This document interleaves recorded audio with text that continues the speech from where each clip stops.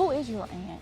Thelma Ann Duncan. My aunt was Alma Marjorie Philpott. She was born in Jacksonville. These women, just two of the hundreds who made up the 688. The 688 was a last-minute thought by the government. It was short of supplies, and its troops had not received any mail in a couple of years. Commander Carlton Philpott with the Buffalo Soldier Educational and Historical Committee has spent years researching the work this battalion did. Initially, the only Black Women's Army Corps unit stationed overseas, they're tasked to sort through millions of pieces of mail for troops in Europe during World War II. If you Google the 688, you may get one or two hits. There was only one other book other than Charity Adams' book, One Woman's Army, that we used as a source, was Dr. Brenda Moore's book. His organization began researching and tracking down surviving family members, a difficult task as records on their service and life after were scarce. As they dug deeper, Commander Philpott discovered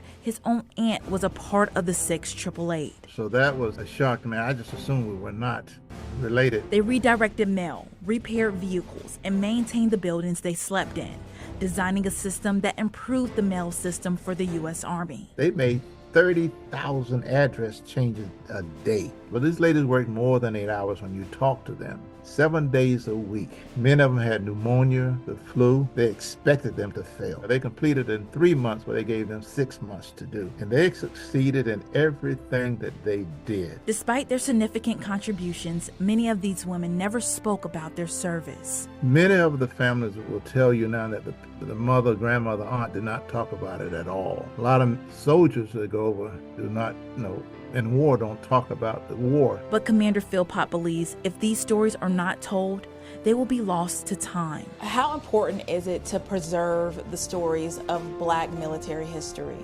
It's as important as it is any other history because that which is written is often written in invisible ink because it's not told truthfully. The truth is not there.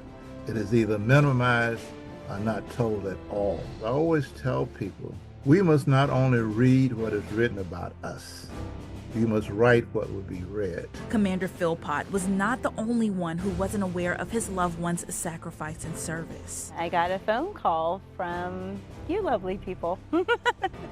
I was totally surprised, as was everybody in my family. None of them knew, and they also didn't believe me when I tried to convince them that this was her. And so I did have to do some research, and I found her. Inga Gwaltney recalls her great aunt as a sweet and joyful person. I remember her for always smiling. I'm gonna set this right here. Commander Philpott provided us with photos to share with the Gwaltney family. And they were like so perfect, like everything down to a T. Seeing these photos, how do you feel? Proud. Proud that my women of color did such an amazing feat. Inga's other aunt, also named Thelma, was Brown's caretaker. Make me feel that I was left out of something. That piece of her life was just wiped out. I've never seen a picture nowhere in my grandmama's house. Despite not having photos of Brown in the 688, Thelma still holds onto the photos she does have of her. And this is at the Aquin Jones School where she was a grandparent. How old was she when she passed? She passed in 2015. This discovery has impacted Inga's family. For my kids and their generation, they can look at this and see we can do whatever we want to do. There's no barriers holding us back. If we want to do something, we can, and hopefully we'll be remembered for it while we're still living. I mean, had it not been for you guys, if it hadn't been for the movie coming out, we would never know. What is the most important thing someone should remember about the 688? Their achievements, not that they endured segregation, or discrimination, or gender discrimination, or racism.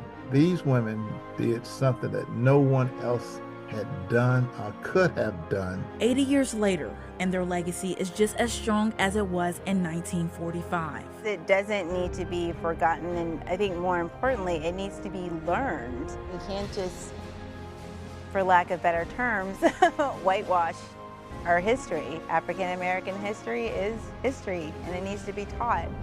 And it doesn't need to be, curtailed or cut out or edited. It's a story of every black person on a black unit. Buffalo Soldiers, the Tuskegee Airmen, the black nurses, all of those individuals beating the odds. Though it took decades to receive recognition, the legacy that was once invisible will be forever inked in American history.